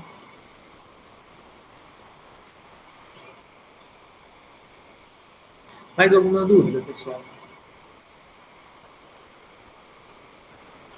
Tá ok, professor. Beleza. Então vamos para o item B agora. Item B. O item B é um pouco mais complicadinho, mas assim é legal que a gente vai usar um pouco o conceito de probabilidade condicional que a gente viu na aula 1. Na aula 1, acho que era a aula 2, alguma coisa assim. Então, o que é o item B? Sabendo que nenhum 485 passou a pelo menos uma ordem, então agora é uma situação diferente. Antes, o cara tinha chegado a um ponto e o ônibus tinha acabado de passar. Agora não, ele chegou lá, perguntou para alguém e falou assim, quando é que foi que passou o último 485? A pessoa chegou lá e falou assim, passou, já tem 1 hora já. O cara sabe, beleza, já tem 1 hora que está esperando, né? Eu acho que agora não vai levar tanto tempo para o ônibus chegar, porque eu já sei que já passou 1 hora e não chegou nenhum, tá? Então, a princípio, a pessoa está mais animada, achando que vai levar menos tempo para o ônibus chegar. Então, a pergunta é, agora que você tem essa informação, né, qual é a probabilidade de que ainda assim você precise esperar pelo menos mais 2 horas até o próximo ônibus, né? Então, primeiro a gente tinha calculado a probabilidade de esperar 2 horas, dado que o ônibus tinha acabado de sair, e agora eu tenho que calcular a probabilidade de esperar mais 2 horas, mas eu já sei que o ônibus não passou a 1 hora já. Então, o que eu quero é o seguinte, vê se não é isso. Eu quero a probabilidade de eu precisar esperar. Aí eu tenho que definir a T certinho agora. Então, eu vou definir a T da seguinte forma. Ele já definiu para mim o que é o T. T é o tempo decorrido entre a chegada de 2 ônibus, tá? Então, T é o tempo entre 2 chegadas, tá? Ou o tempo entre 2 ônibus, naquele mesmo ponto. Então, eu quero calcular a probabilidade de que, dado que o tempo entre os 2 ônibus já foi maior do que 1, né? Porque a pessoa te disse que o tempo, né, que o ônibus já passou ali, já tem 1 hora. Então, é dado que o tempo foi maior do que 1, né? Qual é a probabilidade do outro ônibus levar mais do que 3 horas para chegar? Nota que é um pouquinho diferente, né? Aqui, como ele quer saber a probabilidade de levar mais 2 horas até o próximo ônibus, né? Como já levou 3, já levou 1 hora e não passou nenhum ônibus, né? Então o tempo entre as duas passagens, né, do ônibus tem que ser maior do que 3, para que o cara fique esperando 2 horas, tá? Esse é o tempo entre a chegada do primeiro ônibus e a chegada do segundo. A chegada do primeiro já foi há mais de 1 hora, e a chegada, ele quer saber a probabilidade da pessoa ter que esperar mais 2, então ele quer saber a probabilidade da chegada do segundo ser maior do que 3. Aí, como isso aqui não envolve explicitamente o conhecimento de função exponencial, de distribuição exponencial, eu vou fazer mais rápido, tá? Mas eu vou usar os conceitos de probabilidade condicional. Isso aqui é um evento que eu vou chamar de A, isso aqui é um evento que eu vou chamar de B. Então, eu estou olhando para o evento A dado B. Usando a definição de condicional, eu tenho que estudar A interseção B dividido por P de B. Tá? É só voltar lá na aula que vocês vão ver essa relação. Tá? P de A dado B é P de A interseção B dividido por P de B. Tá? Então, isso aqui vai me dar o quê? Vai me dar o seguinte. Agora eu vou substituir. Quem é o A? É P maior que 3. Quem é o B? P maior que 1. Tá? Essa vírgula aqui significa interseção. Então, eu vou escrever assim. Para ficar mais claro, eu vou escrever assim. Tá? E quem é o P de B é P de P maior do que 1. Aí agora eu tenho que interpretar. O que significa isso? Significa que o T é maior que 3 e ao mesmo tempo maior que 1. Ah, isso é a mesma coisa que T maior que 3, tá? Ou seja, se eu sei que o T é maior que 3, saber que T é maior do que 1 não está me dando nenhuma informação a mais, entendeu? Porque é uma interseção. Então, se eu sei que o tempo é maior que 3 e o tempo é maior que 1, isso se reduz, né? Isso se aglutina na informação T maior que 3. E agora, eu só divido por T maior que 1. Aí, de novo, lembrando, né, que eu não tenho maior, porque eu vou usar a função acumulada, eu só tenho as probabilidades com menor ou igual. Mas a gente já viu o truque. É só fazer 1 menos. Isso aqui vai dar 1 menos T menor ou igual a 3, né? Então, tem sempre essa relação. A probabilidade de coisa maior que número é 1 menos a probabilidade de a coisa ser menor do que o número. E aqui a mesma coisa. 1 menos P de T menor ou igual a 1. Aí agora eu já posso usar a minha definição. 1 menos... Aí vai dar 1 menos E elevado a menos lambda x. Então, 1 menos E elevado a menos lambda 3. Embaixo, 1 menos... Né? E aqui vai entrar 1 menos E elevado a menos lambda 1. Como lambda é igual a 2, esse vai embora com esse vai embora com esse, vai dar E elevado a menos 6 dividido por E elevado a menos 2. Que vai me dar, multiplicando por E ao quadrado dos dois lados, vai dar E elevado a menos 4. Tá? Então, compara só, vê que o item B e o item A deu o mesmo valor, né? Deu a mesma probabilidade. Ou seja, olha que curioso, eu saber que o ônibus já chegou faz 1 hora não muda em nada a probabilidade de eu ter que esperar 2 horas no ponto. Tá? Porque isso parece uma aberração, né? Isso é, na verdade, uma aberração. Porque eu estou usando uma variável aleatória que é exponencial para modelar o tempo. E eu estou usando só porque o livro didático me diz que eu posso usar, mas eu estou usando de forma inconsequente. Quando eu faço esse problema, vem à tona, né, uma coisa que é absurda, né? E da onde surgiu esse absurdo? Surgiu da única coisa arbitrária que eu fiz, que foi supor que o tempo era exponencial. Eu podia ter usado outra variável aleatória que não fosse exponencial, mas eu quis usar exponencial. O problema da exponencial é justamente esse. Se chama falta de memória. Se eu tenho uma variável que tem distribuição exponencial, ela tem essa característica de que se eu sei o tempo que passou, se eu sei o tempo que passou, isso não altera em nada a probabilidade de eu esperar mais um tempo para observar o evento. Tá? É como no caso do ônibus. No caso do ônibus, o evento é o ônibus chegar. Então, o fato de eu saber que o ônibus já chegou a 1 hora, o primeiro evento, que foi a primeira chegada do ônibus, já foi a 1 hora, não altera em nada a probabilidade de eu ter que esperar 2 horas. É a mesma. Tá? Isso é completamente absurdo. Por exemplo, você podia pensar no tempo de vida de um aparelho eletrônico. Né? Você espera que quanto mais tempo tenha passado, né, maior seja a chance do eletroeletrônico dar defeito. Se você diz que o tempo até o defeito é uma exponencial, você está implicitamente dizendo que se eu já tenho meu eletrodoméstico há 2 anos, a probabilidade dele falhar no próximo mês é a mesma probabilidade dele ter falhado no primeiro mês. O que não é verdade. Essa probabilidade ela tem que aumentar conforme aumentar o tempo que já se passou, tá bom? Então, era nesse sentido que eu tinha falado para vocês, usar a exponencial para medir tempo até um evento, por exemplo, tempo até escangalhar um eletrodoméstico, tempo até chegar um ônibus, é absurdo, não deveria ser feito. Tá? Mas vocês vão ver em vários livros didáticos, a pessoa simplesmente, seja o tempo exponencial. Tá? Como é um exercício, beleza, pode ser exponencial e a gente não questiona. Mas, se a gente for pensar do ponto de vista da modelagem, essa é a parte mais importante. Isso é mais importante do que saber calcular a acumulada, é mais importante do que saber fazer essas contas aqui, tá?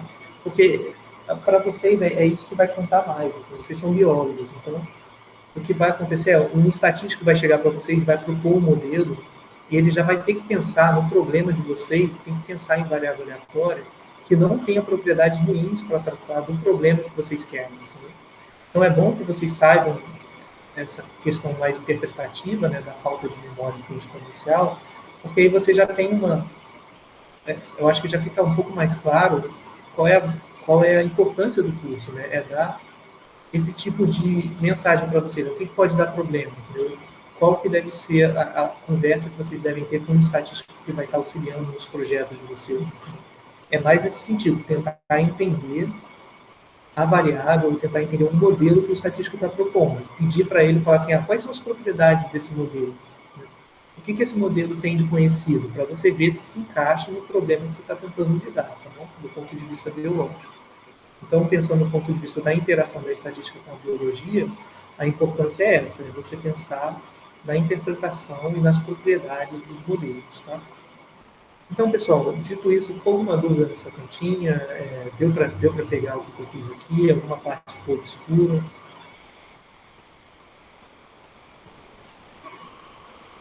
Acho que foi, professor.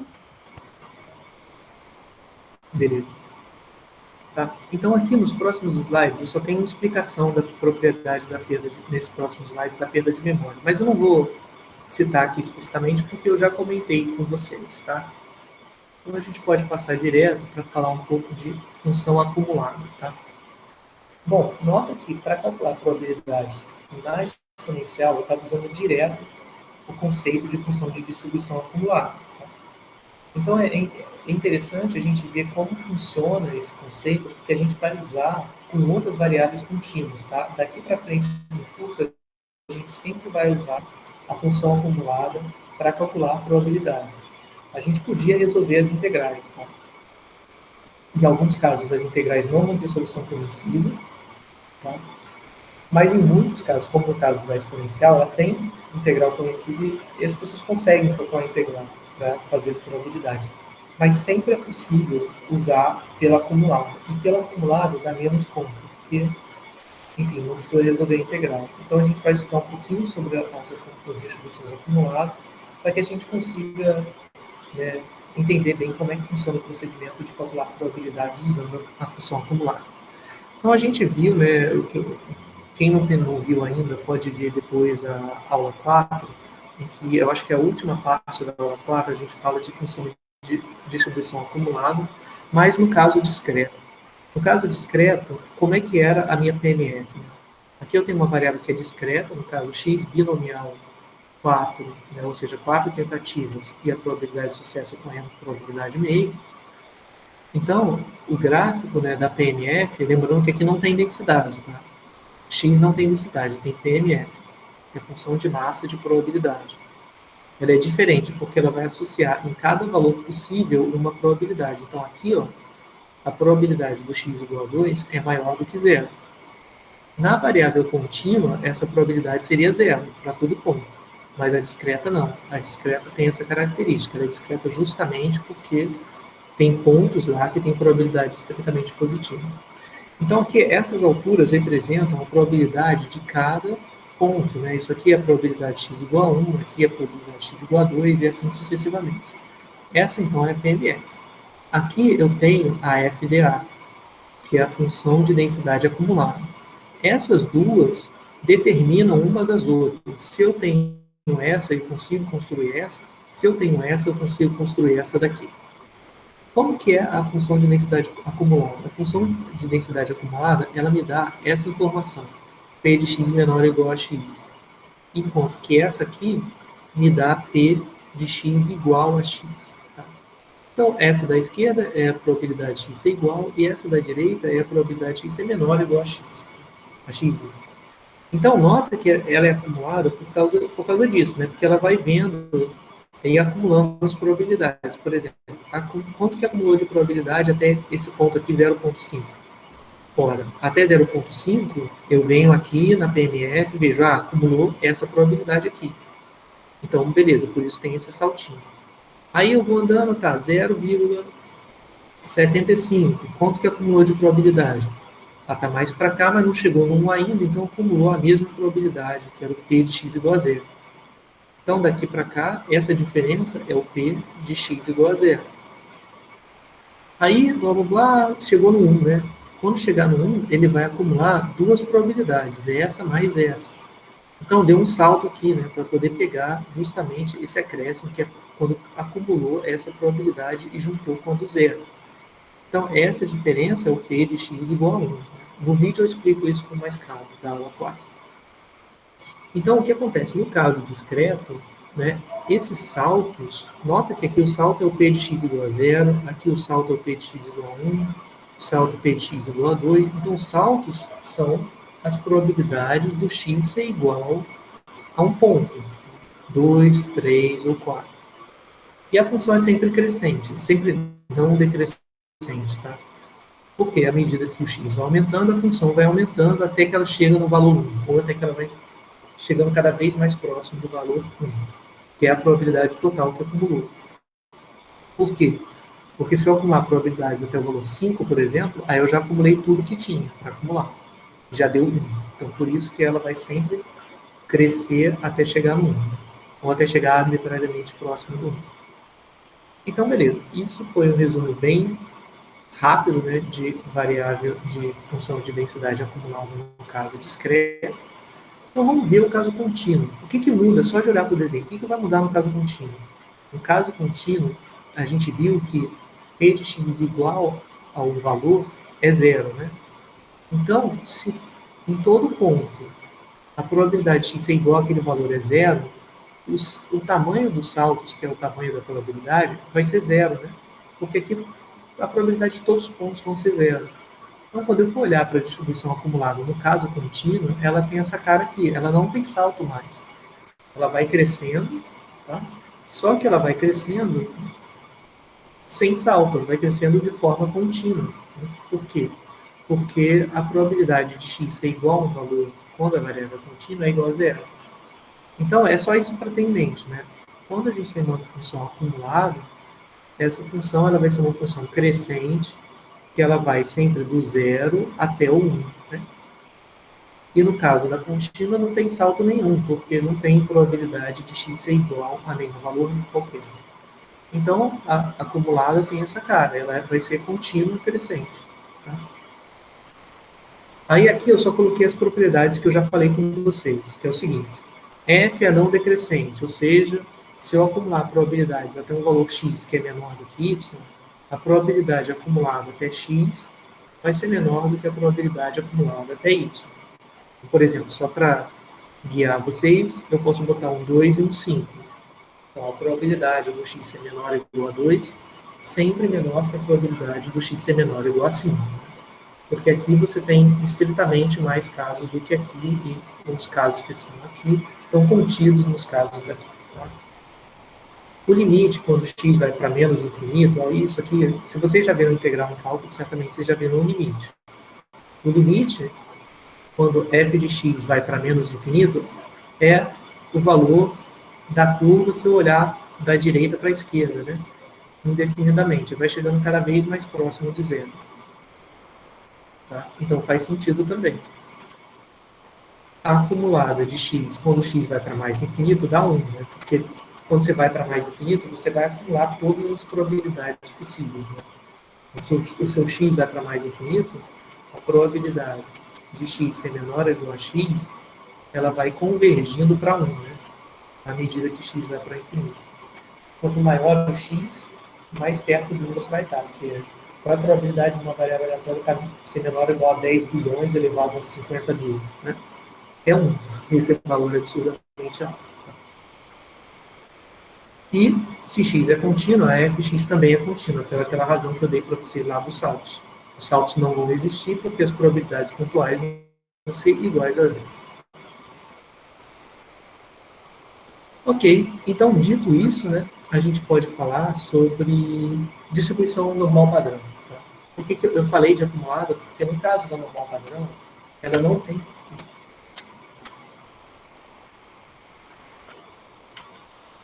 Desconectou o meu fio aqui. Você já me escuta? Né? Sim. Sim. Ah, conseguem ouvir? Ah, perfeito. Então. Geralmente, quando isso acontece, eu tenho que reativar o som, enfim, mexer no painel de controle. Ah, mas beleza. Então, vamos lá. Distribuição normal padrão. Tá? Aqui a gente vai começar a ver essa tal distribuição normal, que é a distribuição mais importante do curso. E a gente vai ver mais à frente por que ela é a mais importante, em qual sentido. Né? Bom, vai ser porque ela aparece mais, a gente vai entender por que aparece mais. Então, notação. Quando x tem distribuição normal 0,1, eu escrevo assim, x tem distribuição normal 0,1.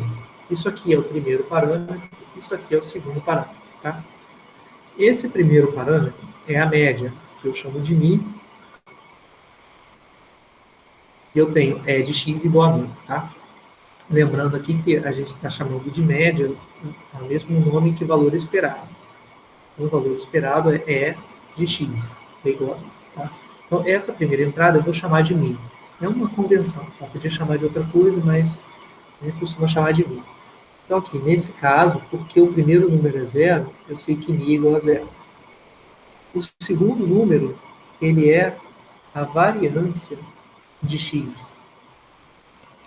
E eu chamo de sigma 2. Tá? Então, a gente também viu o conceito de variância. Então, aqui, a normal tem dois parâmetros, o primeiro e o segundo. O primeiro é a média, o segundo é a variância. Aqui, no caso, eu estou olhando só para a normal 0,1. Então, esse caso é o caso em que a minha variável x tem média 0, ou seja, E de x igual a 0, e a variância de x é igual a 1. Tá? Então, se x tem distribuição normal 0,1, outra propriedade é que x pode assumir qualquer valor entre aspas. Tá? Ou seja, x pertence à reta. No caso da exponencial, a gente viu, né, se a gente tivesse, por exemplo, y exponencial lambda. Então, quem era o ômega y? Quem era o conjunto de valores possíveis para y? Era a parte positiva da reta, né? Era o conjunto positivo da reta. Se eu tivesse z, vou escrever aqui, z uniforme AB. Então, quem era o ômega de z? Era o conjunto AB. Então, era o intervalo AB. Com todos os valores entre A e B. E no caso de x, que tem distribuição normal 0,1. Nesse caso, não existe restrição. O ômega x, a princípio, é toda reta. Mas a gente vai ver que vão existir valores da reta que vão ser tão improváveis que você pode assumir que eles nunca vão acontecer. Tá? Mas eles vão ter uma probabilidade estritamente positiva, mas essa probabilidade vai ser muito baixa. Tá? Vai ser tão baixa que você pode desconsiderar. Tá? Então, vamos olhar para a curva de densidade lá no normal padrão. Porque, né, a gente já viu que a gente ganha, a intuição, né, que a gente ganha vem da variável aleatória, né, vem exatamente da sua função de densidade.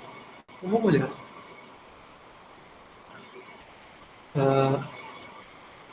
Então, primeiro ponto. Essa daqui é a densidade. Aqui eu tenho a minha f de x no ponto x. Aqui eu tenho x, né? Então, nota que, primeira coisa, né? Nota que a variável ela é simétrica em torno de zero. Né? Então, aqui está o zero e ela é simétrica. Então, essa parte é igual a essa espelhada. Tá? Primeira propriedade muito importante. A densidade da normal padrão é simétrica em torno de zero. Ou seja, aqui eu tenho uma área x1 e x2. Vou olhar a primeira propriedade de baixo e depois eu relaciono ela com a de cima. Então, ó, a probabilidade de x estar entre x1 e x2 é a mesma de x estar entre x1 e x2, incluindo o x2, e assim sucessivamente, porque é uma variável contínua. Isso vai dar a área achada na figura, porque é aquele mesmo conceito de cálculo de probabilidade envolvendo a função de densidade. Basta eu medir, calcular qual é a área, né, entre os dois pontos. Então, a área entre x1 e x2 é a probabilidade de x estar entre x1 e x2. Se tiver muito pequeno, isso aí está escrito assim. Aqui é x1, né? Aqui é x, aqui é x2. Então, essa é a probabilidade de x estar entre x1 e x2. É essa a área da figura, né? Dito isso, né? O que seria, por exemplo, a probabilidade do x ser igual a zero? Né? O que seria a probabilidade de x igual a zero? Seria essa área toda aqui, né? Como a variável é simétrica, essa área é a mesma área daqui para cá, é a mesma área daqui para cá, né? Então, como as duas somam 1, aqui tem que ser 0,5 de área e aqui tem que ser 0,5 de área. Então, nota que a probabilidade do x ser igual a zero é meio, que é igual à probabilidade do x ser maior do que zero. Tá bom? Isso só pela simetria, só pelo fato dela ser simétrica em torno de zero. Outra noção importante é a seguinte. Aqui eu tenho essa área. Agora eu vou espelhar o x1 e o x2, né? O x1 aqui era igual a 1 e aqui igual a 2. Então eu vou pegar e espelhá-lo. Entre menos 1 e menos 2. Aqui menos 2, aqui menos 1. Então, quando eu for calcular a área, nota que essa área daqui, por questão de simetria, é a mesma dessa área daqui, né? Ou seja, eu tenho o seguinte, P de x estar entre menos 2 e menos 1 é igual à probabilidade do x estar entre 1 e 2, tá? Tudo bem? Então, esse é um ponto importante. A gente vai usar isso quando estiver calculando probabilidades na normal. Por quê? Porque, na verdade, a gente não precisa aprender a calcular probabilidades na área negativa da normal. Basta a gente calcular na área positiva e espelhar, né? Se a gente vai calcular uma probabilidade dessa, x está entre menos 1 e menos 2, a gente consegue resolver calculando a probabilidade do x estar entre 1 e 2, né? Porque é a mesma probabilidade, por questões de simetria. Tá?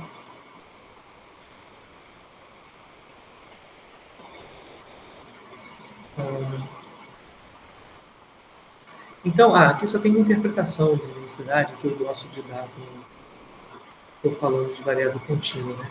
Que é você interpretar a altura, que aqui a densidade ela só serve para olhar a área embaixo, né? Mas e se eu interpretar um ponto, né? Se eu quiser interpretar esse ponto aqui, se eu quiser interpretar um ponto da curva sem olhar para a área, eu consigo? A questão é que sim, consigo. Tá? Então, eu vou apagar aqui.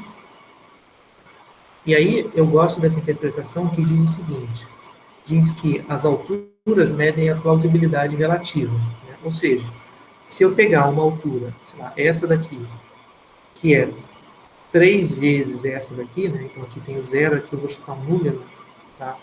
Lá 1,9.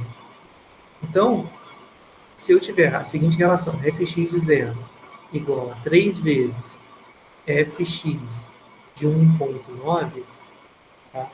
Porque, enfim, o 0, se eu disser que essa altura aqui é 3 vezes essa altura aqui, eu digo que 0 é 3 vezes mais plausível do que 1,9, tá? De acordo com a distribuição normal padrão. Então, você consegue ver, por essa interpretação, né, que os valores menos plausíveis são os valores muito além de 3, né? Ou muito além de menos 3. Então, dando zoom de novo, esses pontos aqui são 3, menos 3 e 3. Então, é uma característica da normal padrão. A normal padrão ela tem probabilidade quase nula fora do menos 3 e 3, né? A esquerda de menos 3 e a direita de 3. Tá? Enfim, isso são só propriedades. Então, vamos ver como é que a gente faz para calcular probabilidades na normal. Tá? Eu vou fazer o seguinte. Primeiro, eu vou usar o R. E depois, eu vou ensinar vocês a usarem a tabela. E aí depois vocês usem o que vocês quiserem na avaliação e nas listas, o que vocês acharem mais fácil. Então, eu quero calcular o seguinte. Eu tenho, primeira coisa, eu digo, x tem distribuição normal 0,1. Tá? E aí eu vou querer calcular probabilidades envolvendo x. Que é isso que a gente tem feito, né? A gente olha um exemplo, a gente diz que a variável tem uma distribuição, e a gente vai lá e olha para a distribuição e calcula as probabilidades envolvendo aquela distribuição. Vamos ver aqui, vou dar um zoom, né?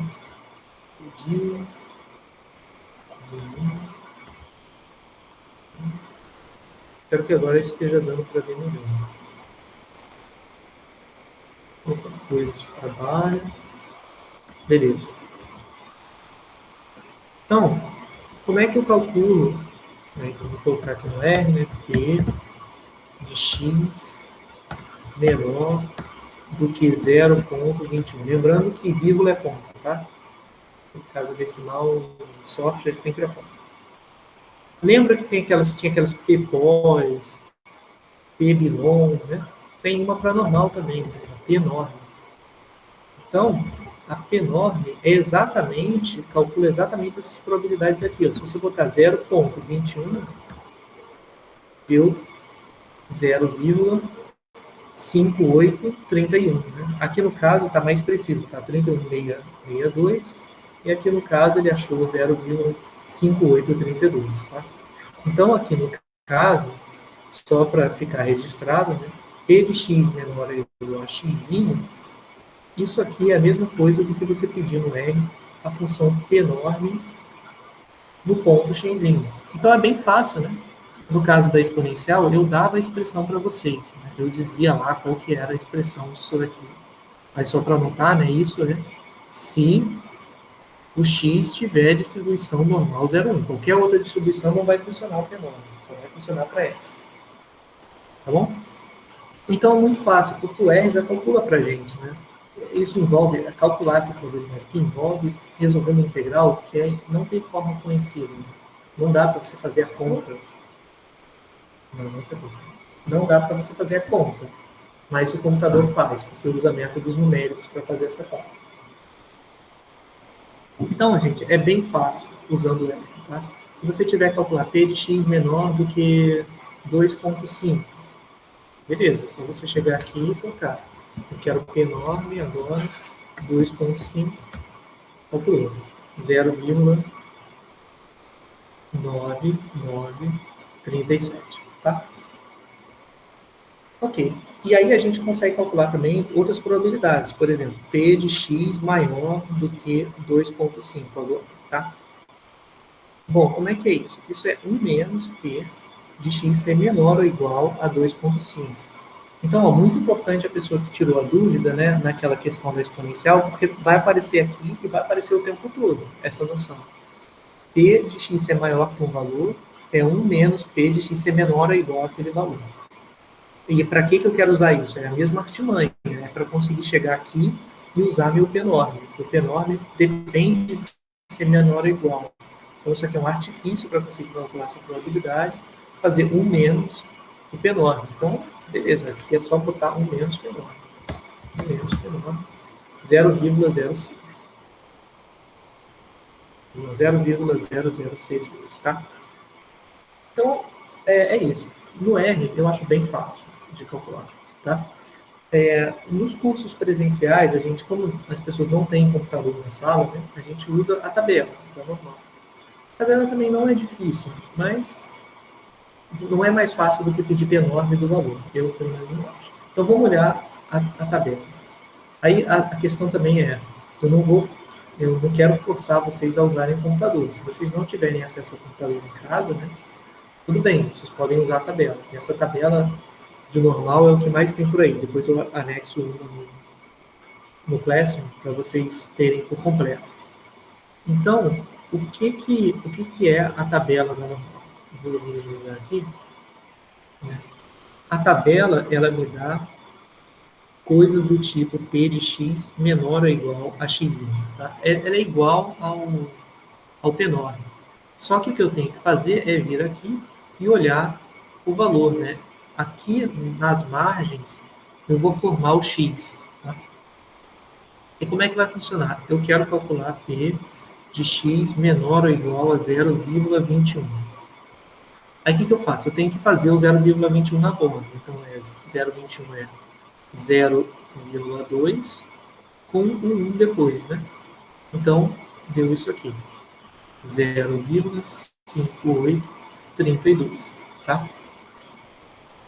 E aí, de novo, se eu tivesse que calcular, por exemplo, x maior do que 0,21, aí o que eu faço? Faço 1 menos 0,5832, que vai dar 0,4168, tá? Então, as duas coisas são tranquilas, tanto a tabela quanto o R, né, eu acho. Só tem que prestar atenção, porque tem algumas tabelas que me dão essa probabilidade, que é a acumulada. Isso aqui é acumulado no ponto x, quando x tem distribuição normal 0,1. E tem tabelas que me dão isso aqui, que me dão P de x estar entre 0 e x. Aqui é x grande. Tem tabelas que funcionam dessa forma, tá? Então tem que olhar. Em geral, na parte do topo da tabela vai estar dizendo se é essa tabela ou se é essa tabela, tá? Então são duas formas aí que a gente tem de calcular probabilidades usando a normal, tá bom? Vamos fazer alguns exercícios e aí eu aproveito para tirar dúvida de vocês, né, nesse cálculo aqui, porque vai ser uma coisa que a gente vai usar bastante, tá? Eu vou usar o R, enfim, eu achei mais fácil, mas usando a tabela também serve. Então, a primeira coisa, exercício 1. Vou botar aqui para a área 1, que ele não interpreta, né? Ele quer P de Z menor ou igual a 0,83. Então, é P enorme. E aí é legal se vocês puderem fazendo também, né? Se vocês estiverem com o computador ligado, abre o R e vai tentando fazer para ver se surge alguma dúvida. Então, P enorme de 0,83 vai me dar essa acumulada aqui, né? No caso, 0,7967. Tá? Questão 2. Tem 2. O 2 agora eu quero calcular do lado direito. Então, é 1 menos P9, concorda? De 0,83. Então, 0,2032, tá? Aí você pode perguntar, né? Mas professor, por que deu um menos? Aqui, ó, tem o igual embaixo, né? Então está repetindo, o igual está aqui e está aqui, então não é um menos. Só que tem que lembrar, né, que tanto faz a igualdade, não faz nenhuma diferença, porque a variável é contínua. Então eu posso encarar isso como sendo assim, tá? Porque é a mesma probabilidade. Qual é a probabilidade do z ser menor ou igual a menos 1,5? Mesma coisa. Aqui, item 3. Aqui eu posso colocar valores negativos. Menos 1,5. Tá? 0,0668. Professor, De novo, né? Agora, item 4. Quem é a probabilidade de z ser maior do que 1,5? Maior do que 1,5? Aí eu tenho que ver. Eu posso fazer de dois jeitos. Ou isso aqui é 1 menos P de z menor ou igual a 1,5. Tudo bem? Aqui eu inverti. Eu invirto sempre porque eu quero usar acumulado. P-norm só me dá z ou x menor ou igual ao valor. Então aqui vai ser 1 menos. Eita, o que eu fiz aí? Então aqui vai ser 1 menos. Eu acho que estava clicado no slide.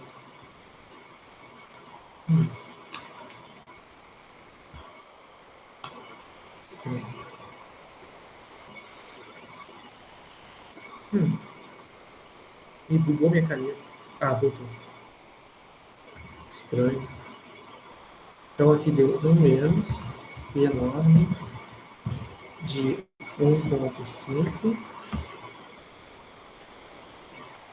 0,0668. Nota aqui, né? Deu a mesma coisa que aqui em cima. Por quê? Porque a variável é simétrica. Como é que é a cara da densidade da normal? É assim, é essa curva que tem formato de símbolo. Aqui eu tenho 1,5 e aqui eu tenho menos 1,5. Como a variável é simétrica, essa área é a mesma dessa área daqui.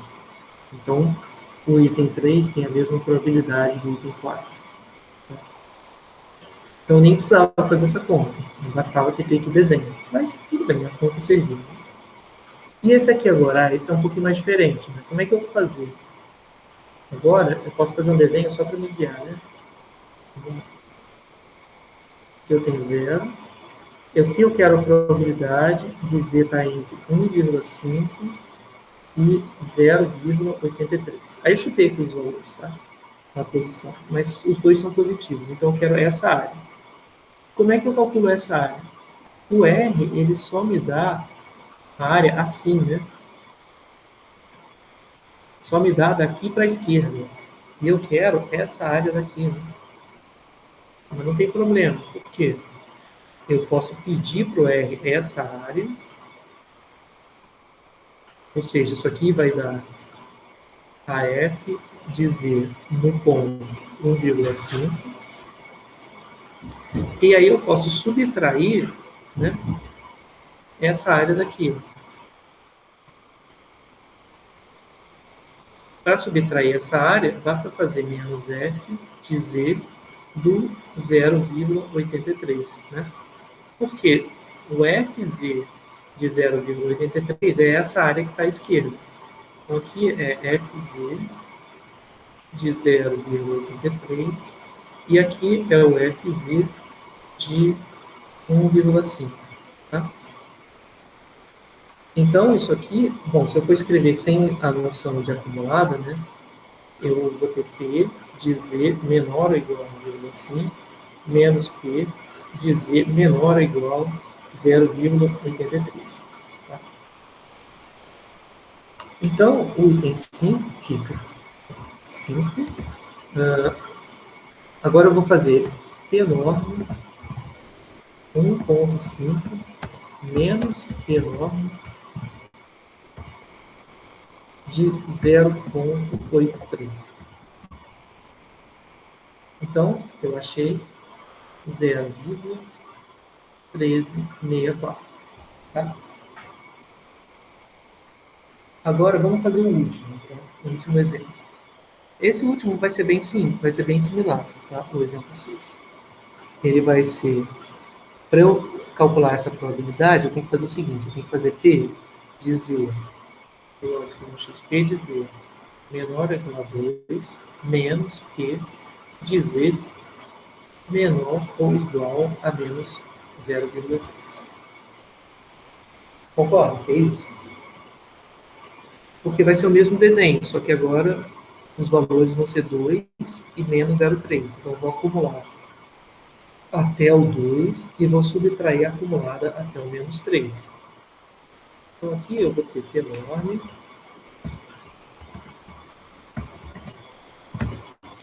de 2 menos P enorme de menos 0,3. Tá? Então, deu 0,5. Né? 0,5951. Tá? Bom, fizemos todos. Ficou alguma dúvida, pessoal?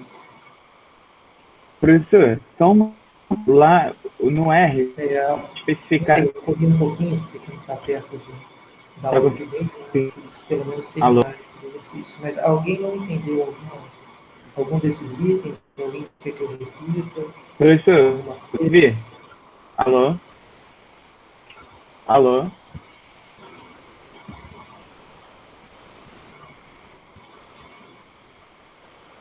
Professor, o senhor consegue me ouvir? Desculpa. Nossa, 8h18? Beleza. Não está saindo o som? Ih, não saiu meu som, não? Oi, professor, tá me ouvindo? Vocês conseguem me ouvir? Estamos ouvindo você, professor, só que o Vitor está falando, acho que vocês não estão ouvindo.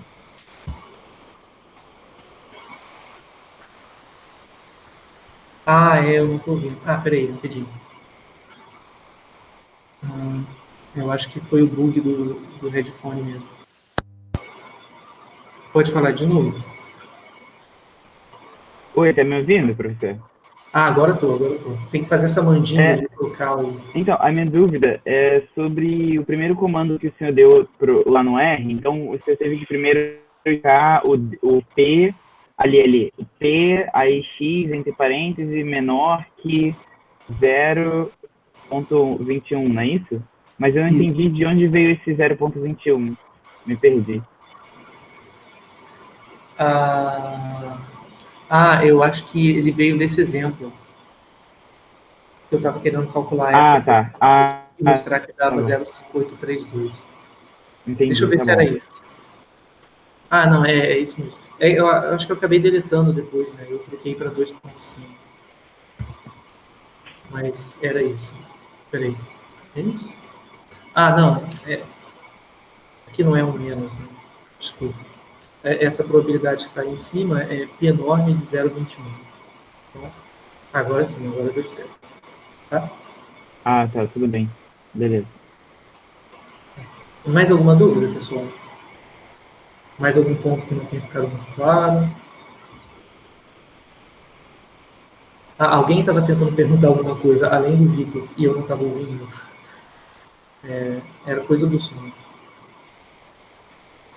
Não? Tá, beleza.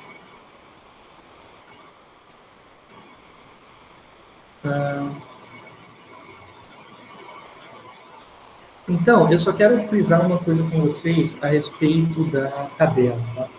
Tá? Pelo cálculo dessa probabilidade aqui, pareceu que usar a tabela era a mesma coisa que usar o R, tá? Não é exatamente a mesma coisa, porque a tabela é um pouco restrita. Vou mostrar para vocês. Vou pegar uma tabela que eu tenho aqui. Eu acho que eu tenho tabela na página de Probest. Para mostrar para vocês pelo menos uma tabela, para vocês saberem como é que ela é na prática. Tá? Que quem quiser fazer usando a tabela vai poder, tá? Mas eu só preciso mostrar algumas coisas. Deixa eu abrir com um Shorn que eu consigo riscar por cima.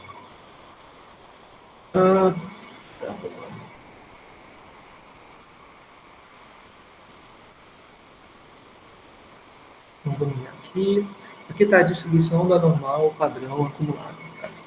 Então, nota que a tabela, ela sempre vai dar isso aqui. Ela sempre vai dar a figura, né? E ela vai dar o textinho dizendo, né, o que a tabela me dá. Então, ela fala assim, fornece isso aqui, que, enfim, a gente não precisa prestar atenção, que é igual a P de Zzão menor ou igual a Zzinho. Tá? E maior ou igual a infinito. Essa parte aqui é redundante. Né? Qualquer valor sempre vai ser maior ou igual a menos infinito. Aqui, ó, era menos infinito, eu posso ignorar. Então, de fato, essa tabela está me dando a acumulada até esse ponto. Mas o que acontece? Aí como é que você vai fazer? Você vai ter que achar o Zzinho aqui na margem. Então, se eu quiser calcular P de Z menor ou igual a 0,21, como eu tinha feito antes, basta achar o 0,2 com 0,1, então o valor vai estar aqui, que era 0,5832. Beleza, acabou, calculou a probabilidade, tá maravilha. Só que tem uns poréns, né? E se eu pedisse isso aqui, ó, P de Z menor ou igual a menos 0,21. Menos 0,21. Aí o que você ia fazer? Você ia olhar aqui para o Z e ia tentar achar o menos 0,21, mas não tem, né? Só tem positivo essa tabela. Então não dá para fazer? Dá para fazer. Tem que usar simetria. Aí nesse sentido que o R é mais fácil. Porque como, né, a gente sabe que a variável aleatória é simétrica, a gente pode usar simetria para calcular a probabilidade do lado negativo da curva. Só que a gente vai ter que fazer um pouquinho de desenho para poder calcular. Dá para fazer, não é difícil. Eu só quero frisar isso, porque no R é muito fácil. É só botar P enorme do valor negativo, ele vai fazer. Agora aqui para a gente não vai ser assim. Eu vou colocar aqui 0,21. Aqui eu vou colocar menos 0,21. Então a minha curva vai estar aqui. Beleza, aqui está o X. Tá? E aqui está o Fx de x. Então, o que eu queria calcular era isso. P de Z menor ou igual a 0,21. Só que como eu não tenho a parte negativa na tabela, eu vou ter que calcular usando a parte positiva. Então, eu noto que por questões de simetria, aqui não está muito simétrico esse ponto, devia estar aqui mais ou menos. Então, ignorem essa parte e olhem só para essa outra que está lá. Então, aqui, ó, eu vou ter que calcular usando essa probabilidade, porque essa probabilidade aqui, que é o que eu quero calcular, né, eu vou escrever até aqui, ó, P de x, z, menor ou igual a menos 0,21, e aqui, isso aqui vai me dar um P de z maior do que 0,21. Então, ó, é simétrico, né, porque, enfim, tem a simetria da normal. Vou fazer, agora apareceu um valor positivo aqui. Só que eu ainda não posso olhar na tabela, porque está maior. E a tabela só me dá menor ou igual. Mas beleza, então eu faço um menos P de Z menor ou igual a 0,21. Tá? Aí sim, aí eu venho aqui na tabela, vou achar lá o 0,5832. Vou fazer o menos, né, que eu vou complementar, vai dar 0,416. Tá? E beleza, consegui, fiz as contas e deu certo. O único ponto que eu queria chamar a atenção para vocês é que se você for fazer usando a tabela, tem que ter mais familiaridade com as propriedades da normal. Tem que saber que é simétrico. Em geral, tem que fazer o desenho para, quando envolve coisas negativas, você conseguir espelhar corretamente para a parte positiva, tá? Então, assim, seria legal que quem quiser fazer pela tabela, que treinasse fazer esses exercícios que eu fiz com o P enorme, usando a tabela e ver se chega no mesmo resultado, tá? Vai chegar, se fizer certo. Mas é só porque vai exigir um pouquinho mais de traquejo com essas manipulações, né? Que no caso do R é muito mais fácil, tá? Então, era isso que eu queria mostrar para vocês dessa parte de normal padrão.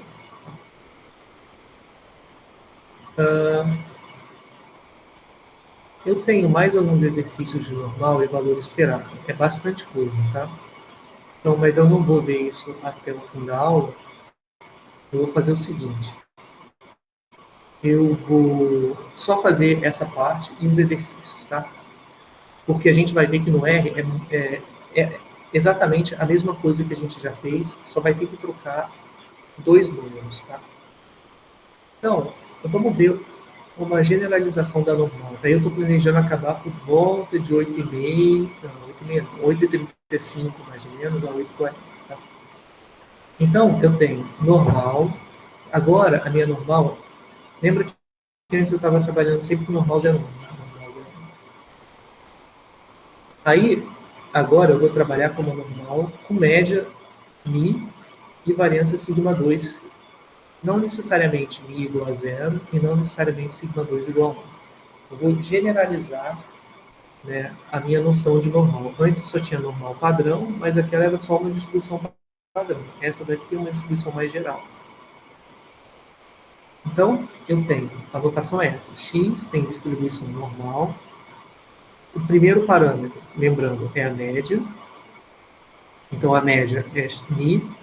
E o segundo parâmetro é a variância, que é sigma 2. Deixa eu colocar outra cor, porque verde fica meio ruim de ver. Então, o primeiro valor é a média, o segundo valor é a variância. Tá? Então, nota, primeira coisa, né, a média. Lembra que, como eu tenho uma variável que é simétrica, a média vai ser sempre o valor do meio, vai ser sempre onde está o pico, né, onde está o meio da variável. Então, a minha média, aqui no caso, eu tenho Mi igual a 1, porque ele é simétrico ao redor do 1, esse gráfico. Então, a média é muito fácil de você interpretar. A média é onde está o pico da normal. Tá? Se eu tivesse uma normal, sei lá, menos 1, 2, por exemplo, o que eu ia ter é uma curva centrada aqui no menos 1. Tá?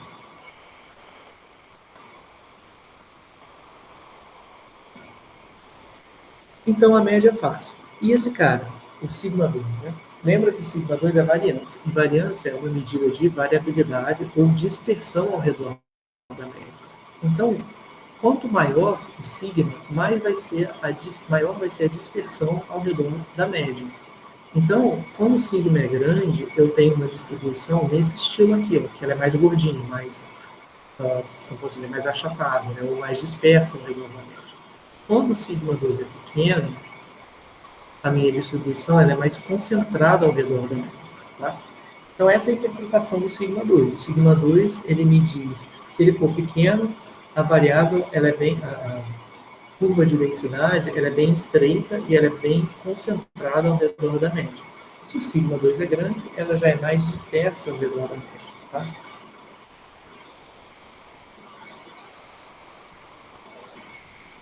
Então, aqui tem todo esse ponto que eu estava falando para vocês. Então, isso dá muito mais flexibilidade, né?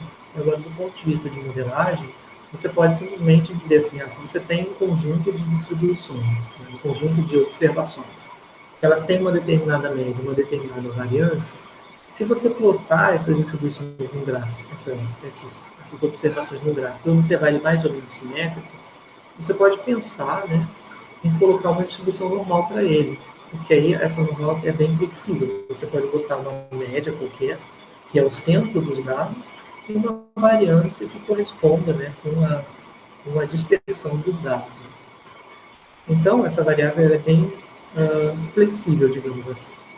E aí vamos usar o R para calcular probabilidades agora, envolvendo uma normal que não é padrão. Agora, a minha normal é Mi sigma 2. No caso, eu tenho a seguinte normal. Menos 1 e 2, ou seja, o valor esperado é menos 1 e a variância é 2. Aí eu vou lá para o R e eu me lembro, o P-norm ele só funciona, né, se for normal 0,1. Só que o R ele permite que você mude isso e coloque a média como sendo outra coisa. Basta dizer min igual, e aí ele vai mudar a média, não vai ser mais 0. Eu vou botar menos 1, porque agora a minha média é menos 1. Tá? Esse é o segundo parâmetro da função, né? O terceiro parâmetro, né, no R, então aqui eu vou colocar aqui, no R, a terceira entrada, isso é muito importante, a terceira entrada é o desvio padrão. Tá? É o desvio padrão. Então, a última entrada da função P-norm, né, vai ser o desvio. Então, aqui, tanto é que o argumento chama SD, Standard Deviation. Né? O desvio padrão é a raiz da variância. Então, no R, eu tenho que botar SQRT de 2. Isso não quer dizer que eu esteja trabalhando com a normal, com média menos 1 e variância signo, raiz de 2. Não. No R, eu estou trabalhando com esse comando que eu botei aqui para vocês, eu estou trabalhando com a normal menos 1, 2. É porque o R está parametrizado para receber o desvio e não a variância. Então tem que lembrar, no R tem que sempre tirar a raiz da variância, tá? Então, no caso aqui, eu quero min menos 1 e SD igual a SQRT de 2. E aí ele vai fazer 0,8389, tá? Bom, eu não preciso dizer que é média e que é variância, tá? Eu posso escrever assim também. O R vai entender. Se eu vier aqui e apagar esse min igual, ele vai saber, ele aceita o segundo argumento como sendo a média e o terceiro como sendo o desvio. Então, ó, ele vai dar o mesmo valor. Então, e se eu trocar a ordem? Né? E se eu estiver distraído, colocar assim, o desvio primeiro e depois a média? O que ele vai fazer? Vai dar erro. Porque ele sempre olha o segundo argumento como sendo a média e o terceiro como sendo a variância. Como a variância que eu estipulei é negativa, ele deu erro. Ele falou, não tem como, porque a variância que você me deu é negativa. Tá? Então, frisado isso, como eu estou usando uma linguagem de programação, agora é muito fácil eu readaptar todas as minhas probabilidades. Porque é o mesmo exercício, tá? Aqui, ó. Esses exercícios são os mesmos valores que estavam aqui antes, tá? Não tem nenhuma diferença. A única coisa que mudou é a média e a variância. Então, eu posso pegar o exercício que já está feito e colocar só vírgula menos 1, vírgula raiz quadrada, que é square root, né, SQRT, de 2. E vai funcionar. Aí eu rodo tudo. Mais uma praticidade do R. Então, o exercício já está tudo feito. Tá? Não mudou nada, porque são as mesmas probabilidades de antes. Tá? A única coisa que mudou é essa última, que é 2 e menos 0,3. Então, não, essa aqui está certa. 0,83. Porque eu esqueci que tem essa última aqui. Ctrl V, Ctrl V. Aí que eu quero apagar, então eu clico aqui embaixo, eu vou dar Ctrl L, ele vai apagar a tela. E agora, eu acabei o exercício, porque basta eu rodar tudo. Pronto, ele fez para mim. Tá?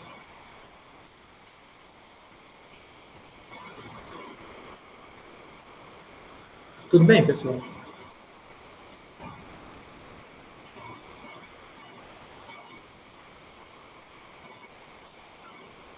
Tá? Por que eu botei 0,803? Deixa eu ver aqui.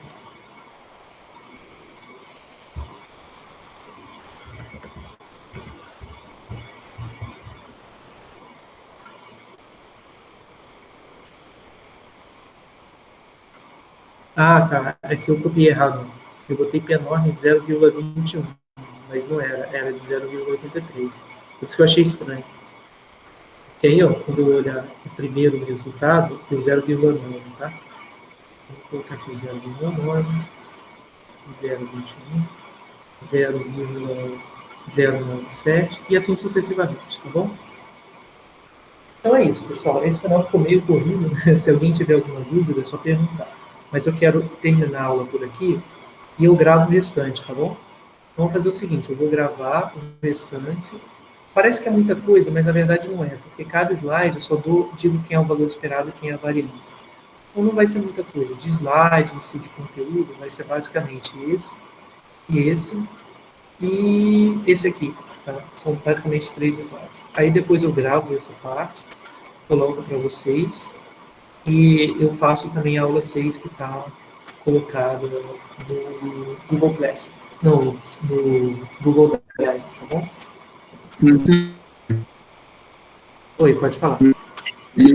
Sobre ele tirar do documento do valor, se não lembro pra gente, também isso para confirmar. Pois é, eu vou mandar e-mail para ele agora para falar da questão, para ver se ele faz, para pedir para ele fazer dividido, né? E aí eu mando o contato para vocês, eu coloco lá no Classroom, tudo bem? Tudo bem, então. Obrigado. Dá uma olhada na lista 2, eu já coloquei deve ter colocado até o prazo já. Se eu não me engano, eu coloquei para o final, para sexta-feira da semana que a gente voltar do recesso. Tá? Até lá tem bastante tempo, mas eu começaria a fazer agora, até o finalzinho do recesso, para dar aquele gás, né, tentar fazer o máximo possível.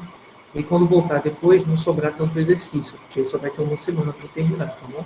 Eu também não gostaria de ninguém fazendo exercício no recesso, não, tem que descansar. Tá? Mas eu vou fazer isso, então eu vou colocar lá no Classroom os contatos dele, e aí falo com ele e passo para vocês, tá bom? Tá, tudo bem. Obrigado. De nada. Pessoal, mais alguma coisa? Interromper.